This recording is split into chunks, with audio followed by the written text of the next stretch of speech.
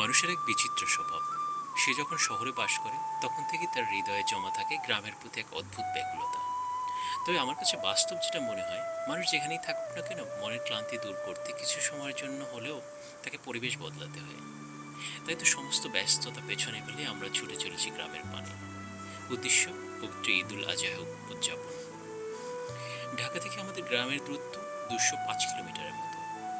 গ্রামে যাওয়ার জন্য আমাদের সামনে দুটি মাধ্যম খোলা আছে, একটি লঞ্চ, অন্যটি বাস। আমরা সাধারণত যেটা করি, যাওয়ার সময় লঞ্চে গেলে আসার সময় বাসে ফিরি, অথবা যাওয়ার সময় যদি বাসে যাই সেক্ষেত্রে ফেরার সময় লঞ্চে। লঞ্চে যেতে সাধারণত সময় লাগে 8 ঘন্টার মতো, আর বাসে 4 ঘন্টা। মাইলের পর মাইল শুধু পথ পেরিয়ে আমরা অবশেষে পৌঁছালাম আমাদের গ্রামে, যা ঝালকাঠি জেলার খুবই কাছে। গ্রামে পৌঁছানোর কিছু সময় পরে শুরু হলো ঝুম বৃষ্টি। বৃষ্টির প্রতি সবারই এক ধরনের দুর্বলতা থাকে বা ইমোশন কাজ করে। আমরাও তা ব্যতিক্রম নই। চারপাশ ভিজিয়ে ঝুমঝুম শব্দে বৃষ্টি শুধু ছুটছে আর ঝরছে। আমাদের ঘরের কাছেই আছে একটা আম গাছ। টুপটাপ করে সেখান থেকে সারাক্ষণ কাঁচা পাকা আম ঝরে পড়ছে। এই বৃষ্টি দেখে হুট করেই মনে পড়ে গেল ছোটবেলার কথা, যখন বৃষ্টি নিয়ে পরীক্ষার খাতায় রচনা লিখতাম। যাই হোক, পরদিন সকালে ঘুম থেকে উঠে দেখলাম আবহাওয়াটা বেশ চমৎকার।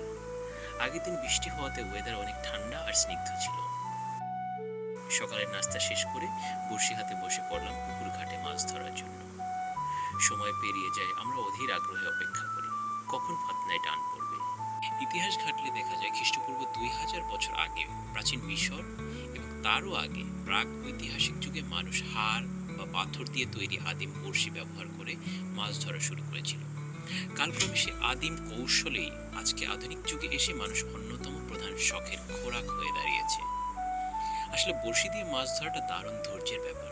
যার ধৈর্য কম সে কখনোই বড়শি দিয়ে মাছ ধরতে পারে না।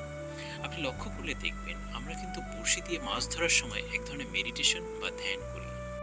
আর ধ্যান, জ্ঞান, চিন্তা, ভাবনা সবকিছু তখন আটকে থাকে শুধু বড়শির ফাতনার দিকে। অবশেষে বড়শিতে পড়লো সেই কাঙ্ক্ষিত টান। ছিপ তুলতেই দেখি বড় এক চিতল মাছ। তবে মাছটা দেখতে সাধারণ চিতলের চেয়ে একটু অন্যরকম আর অদ্ভুত সুন্দর মনে হলো।